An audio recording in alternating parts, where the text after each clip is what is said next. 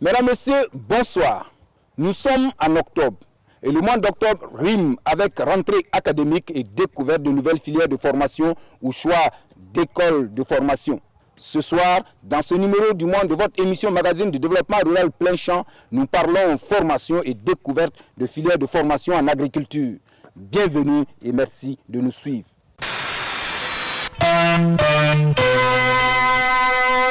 Ingénieur d'agriculture, agent technique d'agriculture ou encore ingénieur agronome, toute une gamme de filières de formation en agriculture. Et pour mieux faire connaissance avec toutes ces filières, direction Bobo Dioulasso dans les Hauts-Bassins, où depuis plus d'une quarantaine d'années, le centre agricole polyvalent de Maturkou forme dans l'essentiel de ces filières. Comment on y entre et avec quel niveau? Voulez-vous en savoir davantage? Suivez plutôt. Parcelle de production d'igname à but pédagogique. Nous sommes au centre agricole polyvalent de Maturkou. Sur cette petite parcelle mise en place à la suite du cours théorique d'agriculture spécialisée, précisément sur les plantes à tubercules comestibles, la science pratique du jour porte sur l'utilisation du GPS pour l'évaluation des superficies des exploitations agricoles. Et pour commencer, il faut configurer le GPS. Un tour de champ à l'aide de l'appareil, des prises de mesure et la superficie de ce champ école d'igname est trouvé. 2471. 2471 mètres carrés. 0,25 pour le total. On a appris à utiliser le GPS en classe théoriquement et ensuite on est venu ici pour mettre en pratique ce qu'on a eu à voir en classe. Le GPS, toute une technologie, un outil aujourd'hui couramment utilisé sur le terrain pour faire l'évaluation des dégâts en cas d'inondation ou de destruction des cultures par des animaux. Ici, nous sommes sur une parcelle où on produit de l'igname. Ils apprennent à évaluer la superficie. Et ce matin, ils ont déjà utilisé les GPS pour repérer les différentes infrastructures à l'intérieur de la cour. Ils auront à le faire exactement sur le terrain. Quand ils vont être sur le terrain, ils utiliseront les GPS au quotidien. Lier la théorie à la pratique. Le centre agricole polyvalent de Maturkou se veut aujourd'hui une école professionnelle de référence dans la matière. Et avec la mise en place de cette parcelle, l'objectif est ici d'apprendre aux stagiaires à apprécier et à en savoir davantage sur un certain nombre de résultats de recherche. Vous allez remarquer qu'ici qu'on a une densité de 10 000 buts à l'hectare, c'est-à-dire une butte par mètre carré. Et également on a un système de tutorage moderne qui consiste, comme vous le voyez, à avoir des poteaux au lieu d'un tuteur individuel par but, ce qui permet de réduire un tant soit peu la pression en fait, sur les végétaux, donc la désertification. Et au-delà de ça, l'idée derrière même, c'est d'amener les producteurs plus tard qui seront convaincus à pourquoi pas remplacer même ces poteaux-là par des barres de fer et des cordes pour carrément protéger l'environnement. Avec un vaste potentiel doté d'un capital foncier qui permet d'allier la théorie à la pratique, le centre agricole polyvalent de Maturkou s'appuie sur ce disponible et renforce les capacités de ses stagiaires dans une approche pédagogique unique basée sur une expérience vieille de plus d'une cinquantaine d'années. Et pour parfaire la formation de ces stagiaires, appelés à être directement en contact avec les producteurs sur le terrain, l'accent est mis sur ces nouvelles approches et techniques de production pour permettre aux sortants du Cap d'être au diapason. Le centre agricole polyvalent de Maturkou, c'est aujourd'hui plus qu'un dispositif pratique d'apprentissage malgré les contraintes budgétaires.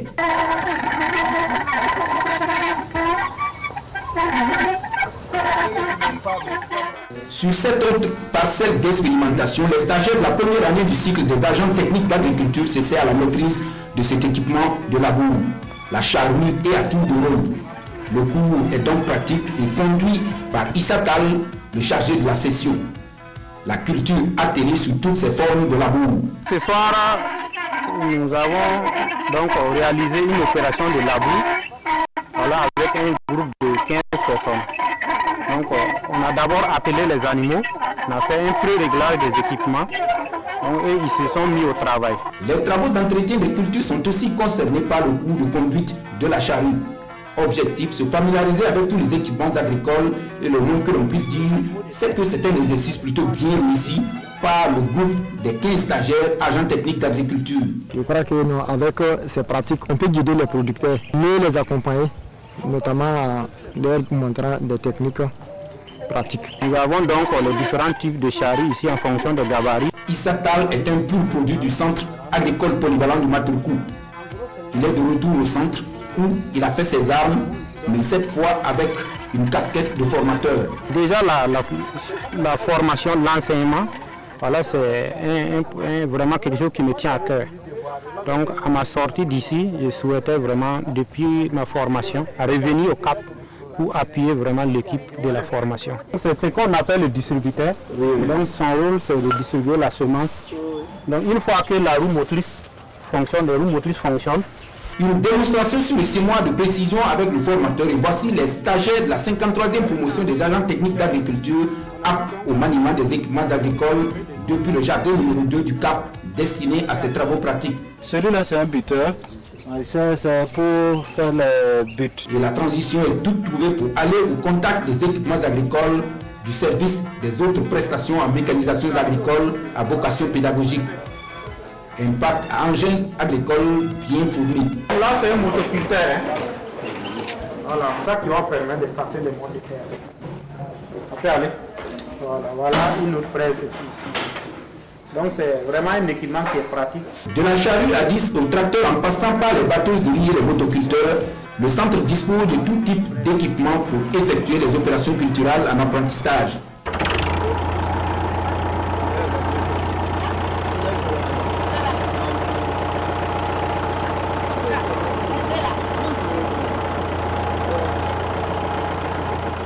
Dans ce champ école bébé, une analyse agro-écosystème est en cours. Une approche de vulgarisation qui permet le transfert facile de compétences. Un préalable à la visite commentée des travaux pratiques programmés. Et pour l'exercice, une marche observation suivant la diagonale est entamée. Les stagiaires doivent observer toutes sortes d'êtres vivants croisés sur la parcelle de production de niébé. Ce soir, par exemple, nous sommes venus pour un suivi, pour essayer de voir à peu près quels sont, par exemple, les parasites et autres déprédateurs, les ravageurs qui attaquent, par exemple, les parcelles, souvent à l'aube ou au crépuscule. Dans ce cours d'approche du monde rural, les parcelles d'outils de démonstration, les champs écoles, les parcelles vitrines occupent une place prépondérante en ce sens que ce sont des approches qui permettent le transfert de compétences au savoir-faire d'une technologie donnée.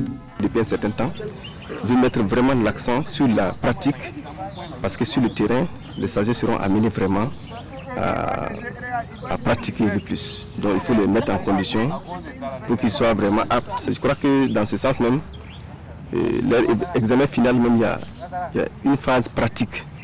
Voilà. L'accent est mis sur la pratique en ce moment.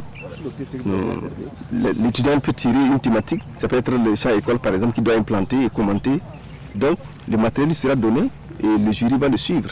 Le volet pratique est donc capital, voire fondamental au centre comme en témoigne cette visite commentée dans ces parcelles vitrines de maïs, de niébé, de muguna et de soja. Ici, le stade des cultures et les différentes méthodes de lutte contre les ravageurs sont concernés par cet exercice dirigé par Timothée Kienou, le formateur.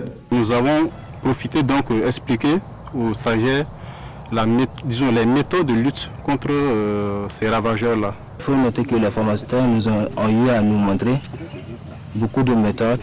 Il y a des méthodes biologiques, il y a des méthodes naturelles. Ces jours d'activités diverses ou plutôt de nettoyage et de retournement du compost à l'unité centrale du Cap. Pelle, brouette, seau, machette, sac à dos, le nécessaire est réuni pour bien mener l'activité. Pour contribuer à la transformation structurelle du secteur agricole, il faut des compétences. Des ressources humaines bien formées capables de faire adopter les bonnes pratiques aux producteurs tout en agissant dans le sens de la politique agricole du pays. Allier la théorie à la pratique, le centre agricole polyvalent de Maturkou forme dans 3 filières en lien avec les réalités du terrain et du moment. Le premier niveau, c'est le niveau agent technique. Il rentre avec le niveau BPC pour 10 mois de formation. Nous avons également le deuxième niveau qu'on appelle les techniciens supérieurs d'agriculture qui rentrent avec un bac scientifique C ou D ou équivalent et qui font 21 mois de formation. Et enfin, nous avons le troisième niveau, qui est celui des ingénieurs et des conseillers d'agriculture. Bon, pour les ingénieurs, ils rentrent soit en professionnel, c'est-à-dire c'est des techniciens supérieurs qui ont une certaine année, 5 années minimum d'expérience terrain, et qui reviennent maintenant pour, j'allais dire, un concours professionnel. Ils font 36 mois de formation. Et l'autre deuxième option, ce sont les ingénieurs directs qui rentrent avec un niveau licence et qui font également les 36 mois de formation. Pour maintenant les conseillers d'agriculture, ça c'est essentiellement en option professionnelle. Il s'agit des techniciens supérieurs d'agriculture qui ont 5 années d'expérience, ou encore les assistants FGA qui ont également 5 années d'expérience, donc ils vont venir sous voie de concours professionnel et qui font également 36 mois. Nous avons bien des nationaux, c'est-à-dire des Burkinabés, mais également l'école reçoit depuis certaines années, je l'ai dit, des stagiaires venant des pays de la sous-région et même de Madagascar. Tout récemment, on a reçu des stagiaires de Madagascar. Donc on est vraiment ouvert sur le monde. Formé et encore formé dans les métiers de l'agriculture, le centre agricole polyvalent de Matruku se projette dans une autre ou nouvelle dimension, celle de dispenser à ses stagiaires des compétences intégrées. Et dans ce sens, plusieurs unités de production à but pédagogique sont en chantier pour faire du CAP un centre professionnel de formation de référence où sont enseignés les métiers de l'agriculture avec grand art. À la différence du centre agricole polyvalent de Matruku qui fait de la formation diplômante, les centres de promotion rurale eux forment des jeunes burkinabés sur des aspects liés directement à l'entrepreneuriat agricole. C'est le cas du centre de promotion rurale de Goundi dans la région agricole du centre-ouest. Un centre de promotion rurale à vocation régionale créé en 1988 pour susciter la vocation d'entrepreneurs agricoles chez ses pensionnaires. Métier agronomie, option fermier agricole. Compétence 7, commercialisation des productions agricoles, animales et maraîchères. Épreuve connaissance pratique, durée 1h30. Ces jours d'évaluation au centre de promotion rurale de Goundi dans le centre-ouest. D'un contrôle ordinaire, il s'agit plutôt d'un examen blanc voulu pour préparer les 50 pensionnaires à l'examen de fin de formation annoncé pour ce mois de novembre. Le 6e, c'était abordable. Donc, on pense que ça va aller. Ce sont des jeunes du niveau de CEP qui sont formés au centre de promotion rurale de Goundi. Et la compétence 7 est une compétence parmi les 8 compétences qui portent sur le CQP. Un diplôme, en quelque sorte, qui sanctionne leur succès à l'issue de leur formation. Des modules à valider par les apprenants en vue de l'obtention du diplôme. Le certificat de qualification professionnelle, option fermier agricole. Ici, la formation est donc qualifiante. Pour être admis donc à ce centre, il y a donc des conditions préalables qu'il faut remplir. Et nous travaillons donc en collaboration avec les mairies. Et c'est à partir donc des mairies que les différents candidats déposent leur dossier. Et on organise un petit test sur lequel on va donc sur lequel on doit évaluer un peu le niveau donc de l'apprenant. Et ensuite on fait un entretien pour voir quelles sont les motivations donc de ces derniers. Le centre de promotion rurale de Goundi, situé sur l'axe Koudougou-Dédougou, est l'un des 9 centres de formation et de promotion rurale du ministère en charge de l'agriculture, avec pour principale mission la formation des futurs entrepreneurs agricoles. Quand les jeunes viennent, d'abord, c'est de 16 à 35 comme je dis, chacun a une idée de projet. Ils viennent et on apprend l'agriculture. Comment produire? D'abord, le premier moment, on les apprend des mathématiques et le français. Les mathématiques, c'est pour pouvoir voir les angles, pour pouvoir faire l'exploitation, leur exploitation. Donc, ils apprennent à produire des céréales, des légumineuses. Ils apprennent à élever des poulets, des chèvres, du bétail, des bœufs. Ils apprennent aussi à les soigner. Ils apprennent aussi l'aspect environnement, à produire des plants et même faire le greffage pour que quand ils seront installés, ils puissent vraiment être autonomes. Former des jeunes entrepreneurs capables de s'installer à leur propre compte. La formation dans les CPR dure 2 ans. 2 années de cours théoriques et pratiques sanctionnés du CQP. Le diplôme délivré en fin de formation. La formation, c'est très beau. Ce qu'on faisait au village, c'était traditionnellement. Mais ici, il y a beaucoup de différences. Tu peux produire un peu et puis gagner beaucoup.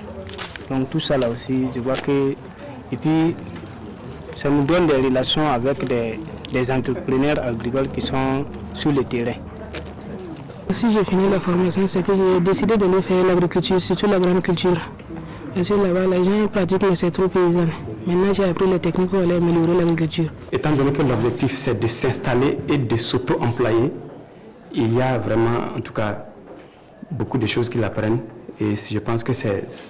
De temps en temps, nous sortons également sur le terrain pour voir ceux qui sont déjà installés. Et nous voyons que vraiment, ce qu'ils apprennent, ils arrivent à mettre ça en pratique. Au centre de promotion rurale de Goundí, comme dans les 9 autres centres, la formation est entièrement prise en charge par l'État burkinabé, avec un système internant.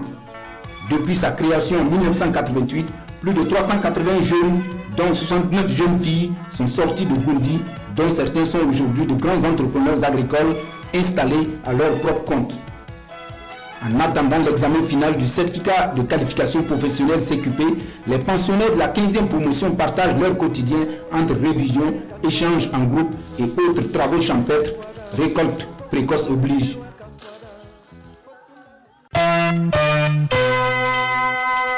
Faire du centre agricole polyvalent de Matruku une école professionnelle de référence en matière de formation dans les métiers de l'agriculture. Un centre qui allie la théorie à la pratique. C'est toute l'ambition de la direction générale du CAP qui multiplie depuis quelques années les approches de formation. Objectif, transformer de manière structurelle le CAP. Et pour en parler, M. Denis Ouedraogo est le directeur général du centre.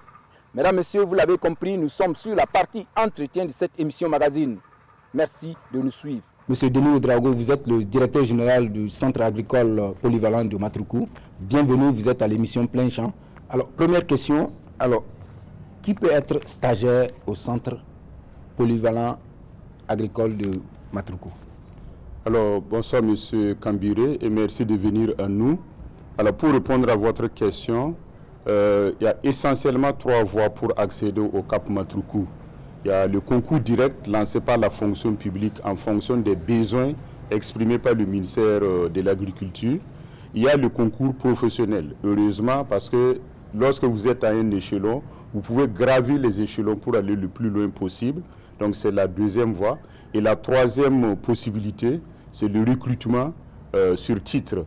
Et parce que nous donnons la possibilité à d'autres Burkinabés qui ne peuvent pas faire le test direct ou le concours professionnel de pouvoir venir au CAP Matruku se former et d'aller s'installer à leur propre compte pour contribuer en tout cas à la transformation structurelle du secteur agricole.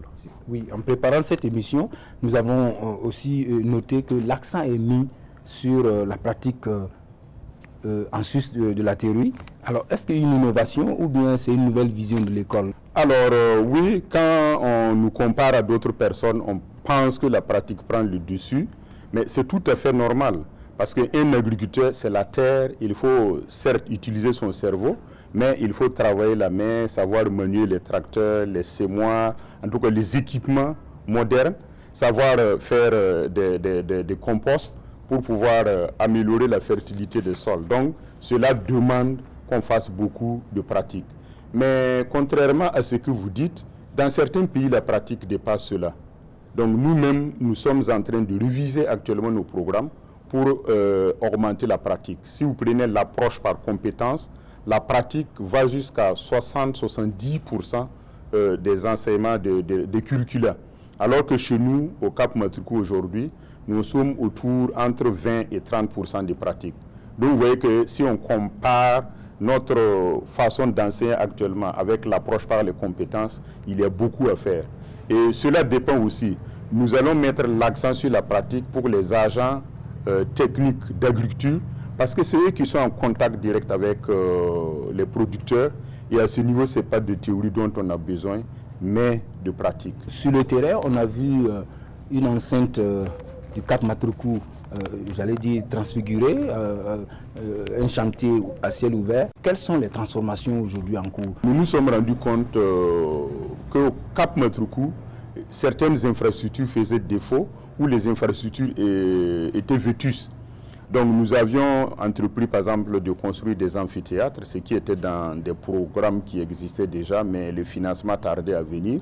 Donc nous avons pu construire 2 amphithéâtres, un de 540 places et un autre de 470 places. À ce niveau, c'est un complexe qui rassemble des salles de classe, une douzaine de bureaux, et ce qui accroît la capacité d'accueil du Cap Matruku. Parce que nous nous sommes rendus compte qu'il y a une forte demande des agents techniques d'agriculture, des techniciens supérieurs d'agriculture. Et nous pensons que pour le secteur agricole, il faut former beaucoup de gens pour qu'ils puissent s'installer et contribuer à révolutionner les pratiques dans le secteur agricole. Outre cela, nous avons réhabilité les infrastructures de production. Par exemple, la couveuse, la poussinière, les poulaillers, les porcheries. Et nous avons aussi entrepris de construire des bassins piscicoles pour compléter la formation, pour qu'on ait un système de formation intégré et de production intégrée, pour que ceux-là que nous formons puissent vraiment avoir la possibilité d'apprendre un peu de certaines technologies sans être nécessairement des spécialistes.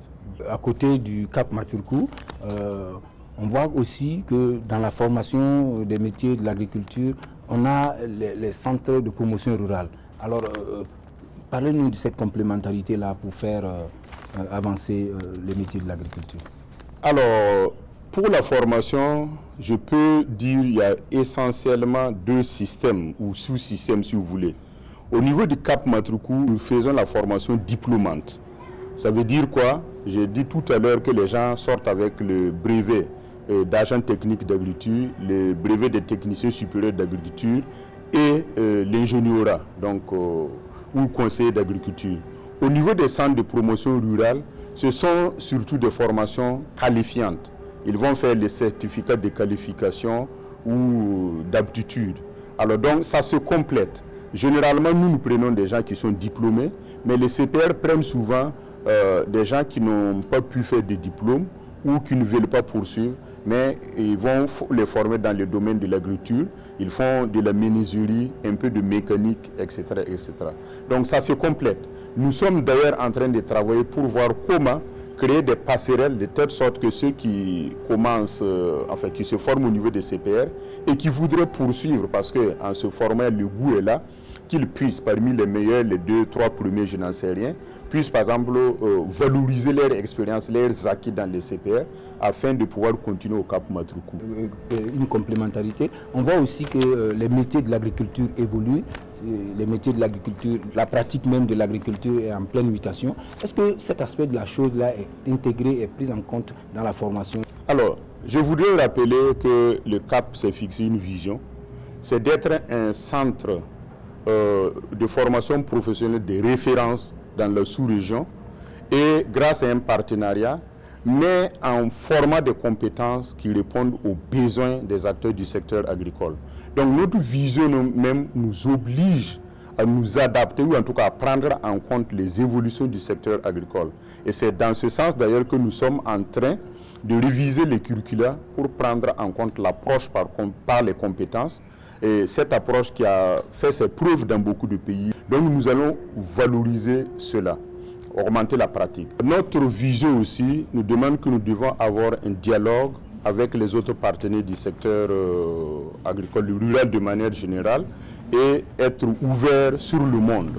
Donc nous voulons nous enrichir de l'expérience des autres et partager le peu d'expérience que nous avions. Pour ceux qui ne le savent pas, je voudrais rappeler que le centre agricole polyvalent de Matruku a été tenu par les Israéliens de 1965 à 1978 et il y a quelque chose qui nous lie. On voit aussi que vous voulez faire du centre une école de formation agricole avec grand A.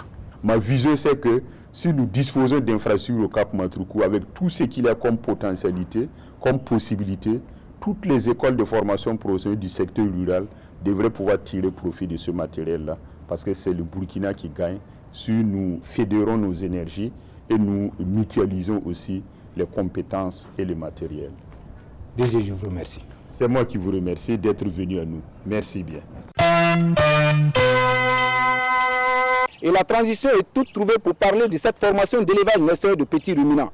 l'élevage naisseur de petits ruminants qui n'est rien d'autre que la production d'animaux jeunes pour l'accroissement du troupeau pour la vente. Séance de formation d'une douzaine de femmes bénéficiaires de noyaux naisseurs d'élevage intensif de petits ruminants. Nous sommes dans une bergerie dans la périphérie ouest d'Ori.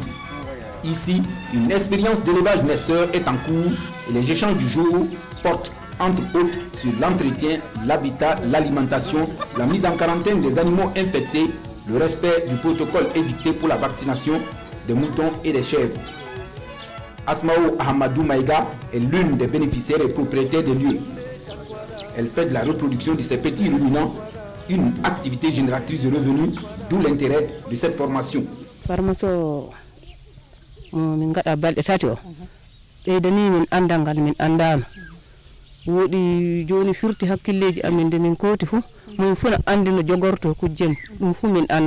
Elles sont des bénéficiaires des animaux pour l'élevage naisseur. Donc l'entretien, à savoir d'abord le suivi sanitaire, voilà, l'alimentation et ensuite en tout cas un bâtiment pour pouvoir abriter les animaux. Voilà, parce que si les animaux n'ont pas d'abri, on ne peut pas dire qu'ils sont à l'abri aussi des intempéries. Ils étaient dans les besoins. En sortie de supervision sur les différents sites, avec l'équipe chargée du projet de renforcement de la résilience des populations à l'insécurité alimentaire dans le centre-nord et du Sahel, le directeur régional des ressources animales du Sahel est allé encourager cette activité d'élevage naisseur. Pour ce docteur vétérinaire, cette technique est différente de l'embauche des petits ruminants et va permettre aux producteurs d'orienter leur élevage dans le sens des normes techniques d'élevage. Une chose est de d'octroyer les animaux, mais l'autre chose est que les animaux puissent être conduits conformément aux normes de l'élevage. Et c'est à cette tâche-là, bien sûr, que s'est attelé le projet par cette formation sur la conduite de l'élevage naisseur. Si vraiment les règles sont respectées, nous aurons bien sûr une augmentation donc, de cheptel. De plus en plus, les producteurs sont confrontés à un certain nombre de difficultés liées bien sûr au changement climatique et les accompagnements de ce genre permettent la reconstruction du cheptel et bien sûr au finish améliorer les conditions de vie des populations. Accroître les connaissances des acteurs en matière de production animale à travers la maîtrise de certaines notions d'élevage de petits ruminants, le projet de renforcement de la résilience des populations à l'insécurité alimentaire dans le centre-nord et du Sahel multiplie depuis 2018 les approches visant à contribuer à une meilleure insertion socio-économique des femmes et des jeunes dans cette partie du Burkina. C'est un projet sous tutelle du ministère de l'Agriculture financé par la coopération italienne et mis en œuvre par la FAO. Montant mobilisé plus de 2,9 milliards de francs CFA. Et à quelques mois de la clôture du projet, les résultats sont encourageants. Nous sommes fiers de constater que ça a porté ses fruits. Parce que les bénéficiaires nous font comprendre qu'avec ces formations, ils seront mieux outillés dans comment entretenir leurs animaux. Ils sauront la périodicité des différentes vaccinations et autres. Et aussi comment nourrir ces animaux-là. Nous souhaitons que ces bénéficiaires-là ne se limitent pas à l'unité qu'on a mis à leur disposition parce que ce noyau est composé d'un mâle et puis de 3 femelles. Nous souhaitons que ce soit un élevage naisseur pour vraiment profiter de ça. Aller de ce noyau et augmenter le cheptel. Au Sahel, tout comme dans le centre-nord, la lutte contre l'insécurité alimentaire passe également par la récupération des terres dégradées. Le projet a accompagné les producteurs de Baktenga dans la commune rurale de Boala, dans la réalisation des cordons pierreux. En témoigne ce champ Niébo mis en place grâce à la formation des producteurs sur les techniques culturelles comme les ailes. On a eu à faire des remises des sites et même des aires d'abattage et des bassins de collecte des eaux, de ruissellement et encore appuyer des kits pour la réalisation des composts. Tout c'est dynamique pour pouvoir récupérer nos terres dégradées. Pour booster la maraîchage dans la commune de Boala, 4 puits à grand diamètre ont été réalisés au profit des producteurs. Et c'est à juste titre que ces femmes saluent la mise en place de cette plateforme multifonctionnelle. Un dispositif qui leur permet de moudre et de décortiquer les grains de céréales sur place. Une machine quand on a équipé une machine pied on est un pipil ton nan tourné.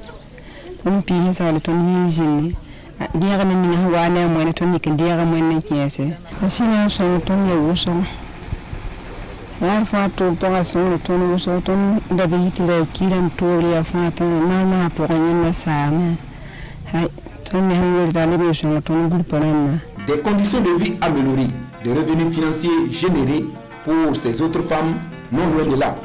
Bénéficier de ce magasin, de cette aide de chaussage, les femmes ici pourront stocker des céréales pour les revendre aux moments opportuns, c'est-à-dire en période de soudure. Mesdames, Messieurs, on s'arrête ici pour ce numéro de votre émission magazine de développement rural plein champ. Merci de nous avoir suivis et à très bientôt sur la RTB.